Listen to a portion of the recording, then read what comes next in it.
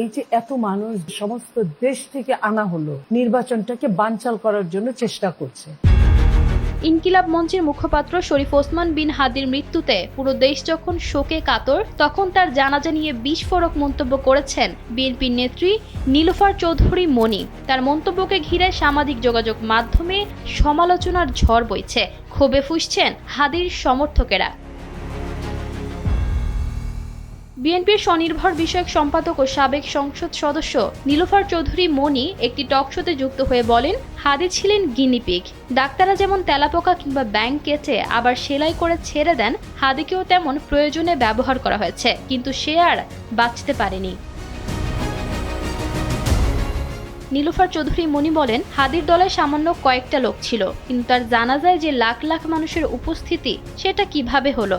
সারা দেশ থেকে এই লোকজনকে নিয়ে আসা হয়েছে বিশেষ উদ্দেশ্যে।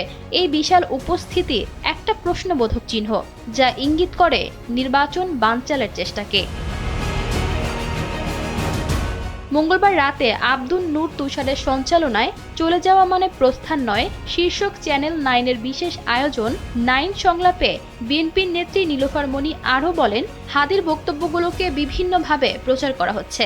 এগুলো মানুষ এখন যেভাবে নিচ্ছে, 1 মাস পর হয়তো সেভাবে নেবে না। হাদিকে আসলে ব্যবহার করা হয়েছে, আর কিছুই নয়। নীলুফার চৌধুরী মনির এসব বক্তব্য ওই টকশোতে বসে খণ্ডন করেন এনসিপি নেত্রী অ্যাডভোকেট হুমায়রা নূর। তিনি মনিকে সরাসরি চ্যালেঞ্জ করে বলেন, হাদি কোনো উচ্চভিলাষী রাজনৈতিক নেতা ছিলেন না, বরং দুর্নীতির বিরুদ্ধে সোচ্চার এক সাহসী সমাজকর্মী ছিলেন। তার জানাজায় মানুষের ঢল ছিল স্বতঃস্ফূর্ত ভালোবাসা, কোনো রাজনৈতিক উদ্দেশ্য নয়।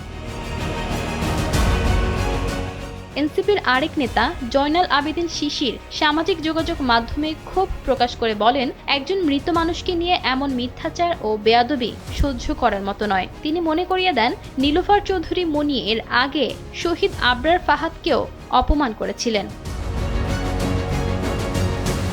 মনির বক্তব্যের কড়া সমালোচনা করে ফেসবুকে আপ বাংলাদেশের আহ্বায়ক আলিয়া হাসান জুনায়েদ লিখেছেন, মনির এই বক্তব্য দায়িত্বজ্ঞানহীন। অবিলম্বে তাকে ঢাকা বিশ্ববিদ্যালয় অ্যালামনাই অ্যাসোসিয়েশন থেকে অব্যাহতি দেওয়া হোক এবং বিএনপিকে অবশ্যই এর ব্যাখ্যা দিতে হবে।